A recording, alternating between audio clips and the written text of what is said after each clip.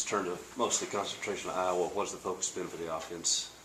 Yeah, so we're probably a few days into actually diving in and getting those guys watching film of Iowa and practicing. Then we spent a day doing normal down distance, and then now we got into situational football today. So, we're all in now, Iowa. We did a little developmental stuff still at the end of practice, but now the focus is Iowa. So we're in normal game prep from here on out.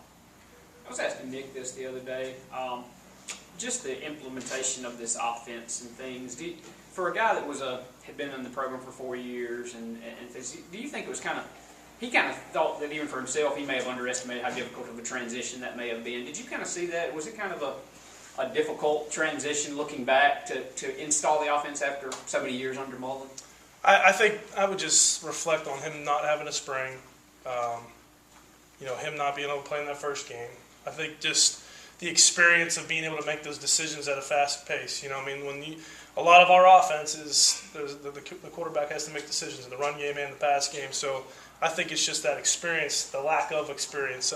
I think he handled it really well. If you take him in the classroom, he does a really nice job. He knows what the heck's going on. He knows what he's supposed to do. But there's a difference when you have to go out and actually do it and perform it, and evaluate a defender that's moving as fast as these guys do in this league. So I think it's just experience. I think that's why you saw as the season went along, you saw a guy who's more comfortable in the system. Along those lines, should Keaton be the starting quarterback next year, he will have had, I guess, almost 2 years in this system. And he maybe didn't play just a ton. I know he started a game and things, but how much further ahead do you think he would be at the start of next year, having had almost 2 years? Yeah, because he got all that spring. He got a lot of training camp. And then you can see it out there right now. There's a different level of confidence, I think, in just his approach of throwing the football. I think he's a guy who, when you call a play, he knows what that play means. He knows what the objective of that play is, and so he's very decisive. And so I think all those guys that are in that room and anybody on that offense that's been in this thing now, it's going to be a lot better for them going forward, especially the quarterback position. Just getting those experiences, those opportunities, those reps. That's the best way to learn. There's no other.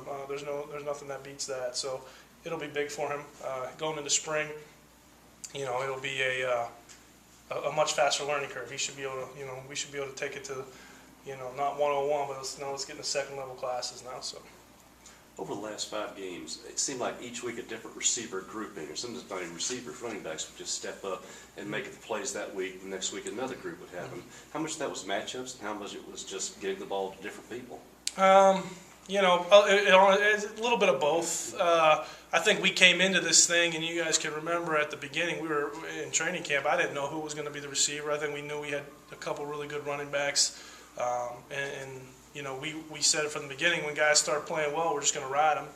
And we did that. And I think in the receiver room, as much as anything, I think, certain guys kind of came to the top as the season went along, and you saw them perform pretty well. And then I think the depth of that room got a lot better. We got those guys got some experience, and good thing is, those guys are all mostly back except for Getsy. So I think that room will just continue to get better, and their confidence level will grow. When you close with as much momentum as you guys did, how difficult is it to keep that going when you don't play for a month? Yeah, I think as much as anything, Coach did a great job of giving those guys some time away. So they got to step away and make sure they took care of their academics, and they did a great job there. And so they got a chance to step away. And so now that we're back into the groove of things, you can see these guys starting to refocus.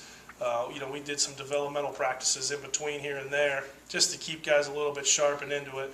But now we're in it. We're in the thick of things, and I think you saw even from Saturday to Monday to Tuesday, a different level of focus. But from these guys, we're really, like I said, we're focused in on Iowa now, and the game plan is starting to settle in. And so these guys, they've got good focus now. They're back into it. That's different from Iowa on the defense side. What do I see from Iowa? This is a team that tons of turnovers. They really frustrate you. They do a great job of playing vision on the football. So up front, they're gonna play 2 gaps, and on the back end, they're gonna play vision on the football. That's why they have so many interceptions and cause fumbles. And they do a great job being where they're supposed to be and when they're supposed to be there. You could tell they're really good coach football team. when you run one play, you get presented something. But if you try to run that play again, they do a really good job of making in-game adjustments, little tweaks. They look simple on the whole, but I think as you dive into this thing and you see each opponent that they're playing, they do some things specifically to each opponent, and they'll have a plan for us as well, and we'll have to do a great job adjusting to that when we get into the game. Wap's had almost a year in this program now. Just how much progress has he made since he stepped foot on campus in January? You said Wap, right? Right. Yeah. I mean, he's a guy who came in as a really young, immature guy, and he's really grown up, becoming a man. I think he's getting this process down. It's a guy who's had a lot of success his whole life, and it's kind of just come easy to him, And now he sees there's a lot of really good football players surrounding him, and he fits in. I mean, he meets all that expectation. I think the learning part of it is just going to come. I think he's gotten so much better from where he was even back in September. I mean, we kind of challenged him to, I want to give you opportunities out there, and he took that challenge and he responded really well. He's killing it on special teams, and he's able to dive in there and get some reps for us, some good experiences that he can carry forward, and he's going to be a productive guy for us in the future. So we're glad we were able to get him those opportunities. Would you say that Osiris Mitchell is kind of another guy that you mentioned at the beginning of the year you didn't know who your receivers were going to be, but all of a sudden, the first few games he kind of broke out. And would you say that he's going to be another one of those guys that is productive? Yeah, I mean he's got it all sitting right there in front of him, and that's what he and I talked about. It's sitting there in front of him, and it's up to him what he wants to do with it. Because I think he's got a special opportunity. He really does. He's got a unique set of skills, and he's a really smart guy.